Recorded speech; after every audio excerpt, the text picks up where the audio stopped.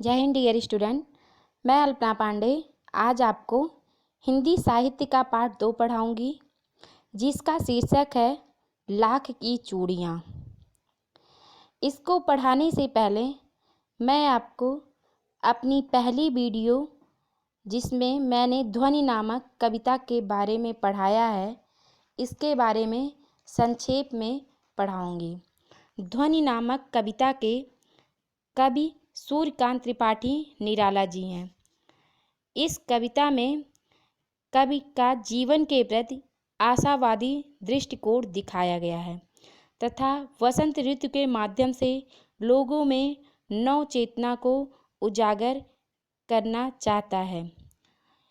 इस कविता में कवि कहते हैं कि मेरे कवि जीवन का अंत अभी नहीं होगा। वह देश के दुखी और निराश व्यक्ति के जीवन को सफल और सुखी बना देना चाहते हैं और कहते हैं, जब तक मैं निराश लोगों के मन को आशा और उत्साह से नहीं भर दूंगा, तब तक मेरे कवि जीवन का अंत नहीं होगा। बच्चों, अब हम अपने दूसरे पाठ लाख की चूड़ियों की तरफ बढ़ते हैं। लाख की चूड़ियों के लेखक हैं कामता नाथ जी। श्री कामता नाथ जी का जन्म 22 सितंबर 1935 लखनऊ उत्तर प्रदेश में हुआ है। ये हिंदी भाषा के लेखक थे। हिंदी लेखक कामता नाथ रिजर्व बैंक से सेवानिवृत्त हुए थे। उन्होंने अपना पूरा जीवन एक प्रतिबद्ध लेखक के रूप में साहित्य को समर्पित कर दिया था। इन्होंने कई विधाओं में रचनाएं लिखी हैं, जैसे उपन्यास, कहानी, नाटक।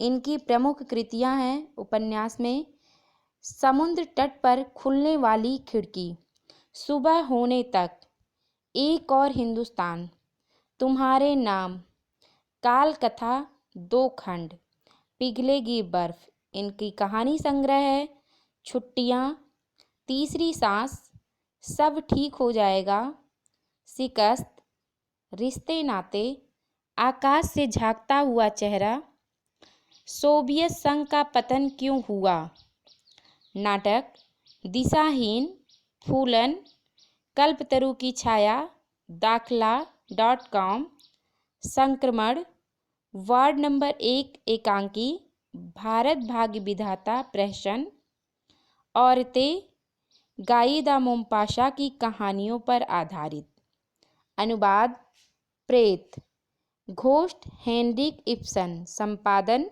कथांतर। लेखक कामता नाथ को कई पुरस्कारों से सम्मानित भी किया गया है, जैसे पहल सम्मान, मुक्तिबोध पुरस्कार, यशपाल पुरस्कार, साहित्य भूषण पुरस्कार। लेखक कामता नाथ जी का मृत्यु 7 दिसंबर 2012 लखनऊ उत्तर प्रदेश में हुआ है। अब हम लोग अपना पाठ 2 पढ़ते हैं। पाठ 2 में एक व्यक्ति के बारे में यहाँ पे दिखाया गया है, जैसा कि आप पिक्चर में देख सकते हैं। एक व्यक्ति के बारे में दिखाया गया है जो नीम के पेड़ के नीचे एक मचिए पे बैठा हुआ है और चूड़ी बना रहा है। तो इस पाठ में लेखक ने इसी व्यक्ति के बारे में दिखाया है। आइए अब हम पाठ को पढ़ते हैं। सारे गांव में बदलू मुझे सबसे अच्छा आदमी लगता था, क्योंकि वह मुझे सुंदर सुंदर लाख की गोलियां बनाकर देता था। मुझे अपने मामा के गांव जाने का सबसे बड़ा चाव यही था कि जब मैं वहां से लौटता था तो मेरे पास ढेर सारी गोलियां होती, रंग बिरंगी गोलियां जो किसी भी बच्चे का मन मोह लें। यहाँ लेखक अपने बारे में बताते हुए, अपने बचपन के बारे में बताते हुए कह रहा है कि मुझे अपने मामा के गांव जाने का बड़ा चाव था। चाव का अर्थ होता है रुचि, इच्छा, शौक। तो जैसे सबको अपने गांव जाने का छुट्टियों में अपने मामा के घर जाने का शौक होता है, कोई अपने मामा के घर जाता है, कोई फूफा के घर जाता है, वैसे लेखक को भी अपने मामा के गांव जाने का रुचि था और वह अपने मामा के गांव हर छुट्टियों में गर्मी के जाता था। उसे अपने मामा के गांव में एक बदलू नामक व्यक्ति बहुत अच्छा लगता था, क्योंकि वह उसे सुंदर सुंदर लाख की गोलियां बनाकर देता था। जब वो वहाँ से लौट के अपने घर आता था तो उसके पास ढेर सारी रंग बिरंगी गोलियां होती थीं। वो रंग बिरंगी गोलियां देखकर किसी भी बच्चे का मन मोह उठता था। मोह उठता यानी कि कोई भी बच्चा रंग बिरंगी गोलियों को देखकर आकर्षित हो जाता था। तो लेखक भी रंग बिरंगी गोलियों को देखकर आकर्षित हो जाता था। आगे पढ़ते हैं। वैसे तो मेरे मामा के गांव का होने के कारण मुझे बदलू को बदलू मामा कहना चाहिए था, परंतु मैं उसे बदलू मामा ना कहकर बदलू काका कहा करता था, जैसा कि गांव के सभी बच्चे उसे कहा करते थे। अब लेखक कह रहा है कि बदलू जो है मेरे मामा के गांव का था, इसलिए मुझे उसे बदलू मामा कहना चाहिए था, यानी उस चूड़ी वाले व्यक्ति को उसे बदलू मामा कहकर बुलाना चाहिए था, परंतु उसे गाँव के सभी लोग सभी बच्चे बदलू काका कहकर बुलाते थे, इसलिए लेखक भी उसे बदलू काका कहकर पुकारता था। बदलू का मकान कुछ ऊंचे पर बना था। मकान के सामने बड़ा सहन था जिसमें एक पुराना नीम का वृक्ष लगा था। अब लेखक यहाँ बदलू के मकान के बारे में बता रहा है कि बदलू का मकान कहाँ था। तो बदलू का मकान एक ऊंचे जमीन पर था और उसमें एक पुराना नीम का वृक्ष लगा हुआ था और सामने एक बड़ा सा मैदान था। उसी के नीचे बैठकर बदलू अपना काम किया करता था। बदलू उसी नीम के वृक्ष के नीचे बैठकर अपना काम करता था। बगल में भट्टी दहकती रहती जिसमें वह लाख को पिघलाया करता। सामने एक लकड़ी की चौखट पड़ी रहती जिस पर वह लाख, यानी बदलू जो है वो नीम के वृक्ष के नीचे बैठता था। बगल में भट्टी दहकती थी जिसमें वह लाख को पिघलाता था और सामने एक लकड़ी की चौखट पड़ी रहती थी। लकड़ी की चौखट यानी 4 कोण की होती है, छोटी सी, जिसे हम मचिया भी कहते हैं। उस पर लाख के मुलायम होने पर वह उसे सलाख के समान पतला करके चूड़ी का आकार देता। यानी जो लाख की लकड़ी के चौखट पर वह लाख फैलाया रहता था, जब वो मुलायम होने लगता था तो उसे सलाख का अर्थ होता सलाई, यानी धातु की छोटी सी धातु की पतली सी छड़, उस पे वह चूड़ी का आकार देता था। पास में 4-6 विभिन्न आकार की बेलन नुमा मुंगेरियाँ रखी रहती जो आगे से कुछ पतली और पीछे से मोटी होती।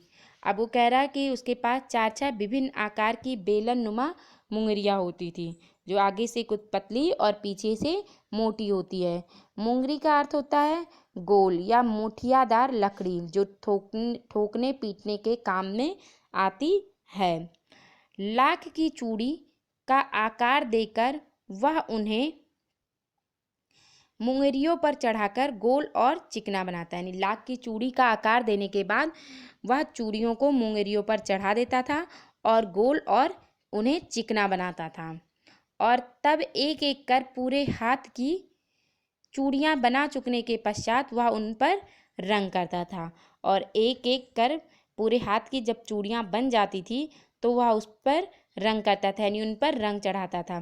तो इसमें लेखक ने कैसे वो चूड़ी बनाता था उसका वर्णन किया है। वह नीम के पेड़ के नीचे बैठता था और मचिए पे यानी एक लकड़ी के उस पे वह लाख को फैलाता था और जब वो मुलायम हो जाता था तो उसे सलाख पे चढ़ा के चूड़ी का आकार देकर बेलन नुमा मुंगरियों पर चढ़ाकर फिर उस पे आकार देकर गोल और चिकना बनाता और जब पूरे हाथ की चूड़ी बन जाती थी तो वह उस पर रंग चढ़ाता था, यानी उस पर रंग भरता था। बदलू यह कार्य सदा ही एक मचिए पर बैठकर किया करता था जो बहुत ही पुरानी थी। यानी बदलू जो चूड़ी बनाने का काम करता था वह एक मचिए पर बैठकर करता था, जो मचिया बहुत ही पुराना था।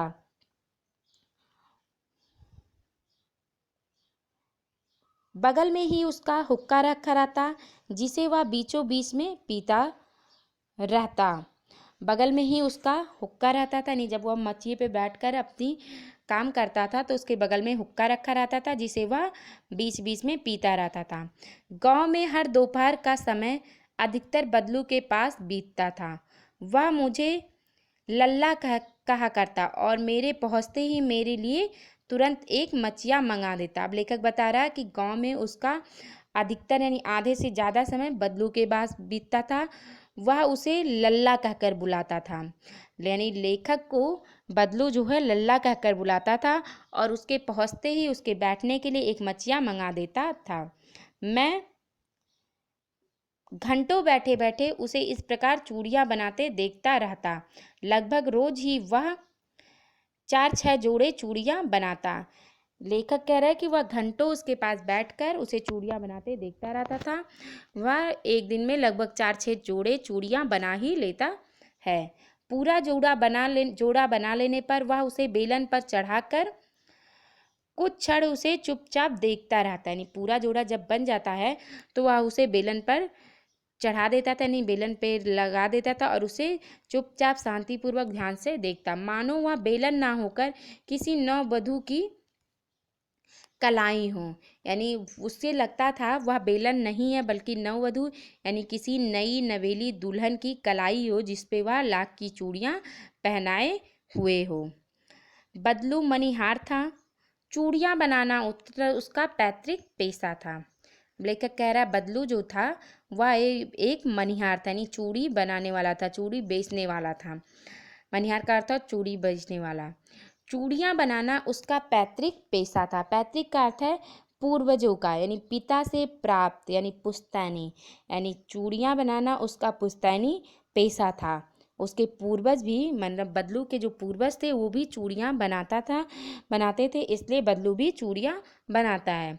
और वास्तव में वह बहुत ही सुंदर चूड़ियाँ बनाता था। यानी बदलू जो था उसका पैतृक पेशा था चूड़ियाँ बनाने का, और लेकिन वह चूड़ियाँ ही बहुत सुंदर बनाता था। उसकी बनाई हुई चूड़ियों की खपत भी बहुत थी। खपत यानी माल की बिक्री, यानी वो जो चूड़ियाँ ला के बनाता था उसकी बहुत ज़्यादा बिक्री भी होती थी। उस गांव में तो सभी स्त्रियां उसकी बनाई हुई चूड़ियाँ पहनती थी, यानी आसपास के गाँव के लोग भी उससे चूड़ियाँ ले जाते थे। लेखक कह रहा है कि उसके गांव में तो सभी स्त्रियां उसकी बनाई हुई चूड़ियाँ पहनती ही थी। उसके आसपास के गांव के जो लोग थे वो भी उसकी चूड़ियाँ ही पहनते थे, उससे ही चूड़ियाँ लेके पहनते थे। परंतु वह कभी भी चूड़ियों को पैसे से बेचता ना था। लेकिन बदलू कभी भी उन चूड़ियों को पैसे से नहीं बेचता था। उसका अभी तक वस्तु विनिमय का तरीका था। यानी वस्तु विनिमय होता है एक वस्तु के बदले दूसरी वस्तु लेना। आज के ज़माने में वस्तु विनिमय यानी वस्तु के बदले पैसा लिया जाता है, लेकिन पहले वस्तु विनिमय यानी वस्तु के बदले पैसे नहीं दिए जाते बल्कि एक वस्तु के बदले दूसरी वस्तु दी जाती थी। तो बदलू जो है वस्तु के बदले वस्तु लेता था, यानी वह वस्तु विनिमय की पद्धति अपनाता था। लोग अनाज के बदले उससे चूड़ियाँ ले जाते थे। वहाँ के लोग उससे चूड़ियाँ लेने के लिए उसे अनाज देते थे। बदलू स्वभाव से बहुत सीधा था, यानी बदलू जो था वो स्वभाव उसका बहुत सीधा था। मैंने कभी भी उसे किसी से झगड़ते नहीं देखा। लेखक कह रहा बदलू बहुत सीधे स्वभाव का था, कभी भी लेखक उसे किसी और से झगड़ा करते हुए नहीं देखा था। हाँ, शादी विवाह के अवसरों पर वह अवश्य जीत पकड़ लेता था, लेकिन कभी कभी शादी विवाह के अवसर पर वह जीत पकड़ लेता था, यानी अपनी ही बात पे अड़ जाता था। जीवन भर चाहे कोई उससे मुफ्त चूड़ियाँ ले जाए, परंतु विवाह के अवसर पर सारी कसर निकाल लेता था। कसर का अर्थ होता है घाटा पूरा करना है, यानी कमी पूरा करना है। यानी कोई व्यक्ति जीवन भर चाहे उससे मुफ्त यानी फ्री में चूड़ियाँ ले जाएं, परंतु अगर उसके घर में विवाह पड़ता था तो वह सारा घाटा उसी विवाह के अवसर पे अपना पूरा कर लेता था। आखिर सुहाग के जोड़े का महत्व ही और होता है। ये लेखक कह रहा है सुहाग का जो जोड़ा होता है इस शादी के समय जो चूड़ियाँ पहनाई जाती हैं उसका महत्व ही बहुत ज़्यादा होता है। इसलिए बदलू जो है विवाह के अवसर पर अपनी जो कमी उसका होता रहता था फ्री में चूड़ियाँ देने को वह पूरा कर लेता था। मुझे याद है कि मेरे मामा के यहाँ किसी लड़की के विवाह पर जरा सी किसी बात पर वह बिगड़ गया था और फिर उसको मनाने में लोहे लग गए थे। अब लेखक बता रहा है कि उसे बचपन की एक बात याद है कि उसके मामा के यहाँ किसी लड़की की शादी थी उसके मामा के घर में ही, और थोड़ी सी बात पर बदलू बिगड़ गया था और फिर उसे मनाने में लोगों के बहुत कठिनाई हुई थी, यानी बहुत मुश्किल से लोग उसे मनाए थे। विवाह में इसी जोड़े का मूल्य इतना बढ़ जाता था कि उसके लिए उसकी घरवाली को सारे वस्त्र मिलते, ढेरों अनाज मिलता, उसको अपने लिए पगड़ी मिलती और रुपए जो मिलते सो अलग। अब लेखक कह रहा है कि विवाह के समय यानी विवाह के अवसर पर उसके इसी जोड़े का मूल्य बहुत ज़्यादा बढ़ जाता था, यानी इसी जोड़े का रुपया जो है पैसा जो है बहुत बढ़ जाता था। इस जोड़े के लाख के जोड़े के लिए उसकी घरवाली यानी बदलू की पत्नी को सारे वस्त्र मिलते थे, ढेर सारे अनाज मिलते थे और बदलू के लिए पगड़ी भी मिलती थी और रुपया भी मिलता है। पगड़ी जो सर पे बांधी जाती थी वो पगड़ी होती है। अब बच्चों अब हम आपसे कुछ क्वेश्चन पूछेंगे, कुछ प्रश्न पूछेंगे जिनका उत्तर आपको अपनी उत्तर पुस्तिका में लिखना है, जो कि बहुत महत्वपूर्ण है और इस पाठ को समझने में आपकी सहायता करेंगे। तो पहला प्रश्न है, सारे गांव में लेखक को सबसे अच्छा आदमी कौन लगता था? क्वेश्चन सेकंड है यानी प्रश्न 2, लेखक अपने मामा के गांव क्यों जाना चाहता था? प्रश्न थर्ड, लेखक को बदलू को क्या कहना चाहिए था और उसे वह क्या कहकर बुलाता था? प्रश्न 4 है, बदलू का मकान कहाँ पर बना था? उसके मकान के दृश्य का वर्णन करो। प्रश्न 5, वह लाख को कहाँ पर पिघलाता था? प्रश्न 6, बदलू लाख की चूड़ियाँ कैसे बनाता था? वर्णन करो। प्रश्न 7, बदलू लेखक को क्या कहता था? प्रश्न 8, बदलू कौन था और उसका पैतृक पेशा क्या था? प्रश्न 9, सभी लोग बदलू से चूड़ियाँ किस प्रकार लेते थे? प्रश्न 10, बदलू के स्वभाव के बारे में लिखो। प्यारे बच्चों, आज हम लोग बस इतना पढ़ेंगे। आगे की कहानी मैं अपने अगले वीडियो में आपको बताऊंगी। धन्यवाद।